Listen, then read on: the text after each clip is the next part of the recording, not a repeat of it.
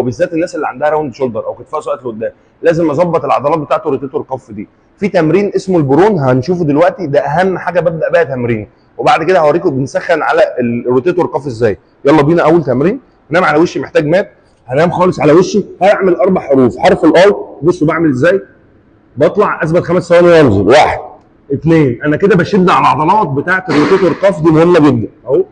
10 عدات، بطلع 10 عدات، وكل عده بثبت 5 ثواني. بعد كده حرف التي، بطلع لفوق واثبت 5 ثواني اهو، بريح، اطلع اثبت 5 ثواني، اريح. بعد كده حرف الفي اهو، واطلع لفوق واثبت 5 ثواني، اريح، اطلع 5 ثواني واريح. بعد كده حرف الدبليو اهو، واطلع واقفل قوي على ظهري وازق لقدام، ايدي ما بتلمس الارض اهو، وبقفل قوي وبطلع اهو، وبقفل قوي واطلع. فلما بخلص الاربع مجاميع بتوعي هبدا استخدم الدمبل. وخلي بالكم ان معظمنا بنستخدمه غلط. هنستخدمه ازاي؟ هستخدمه كده بالتكنيك ده.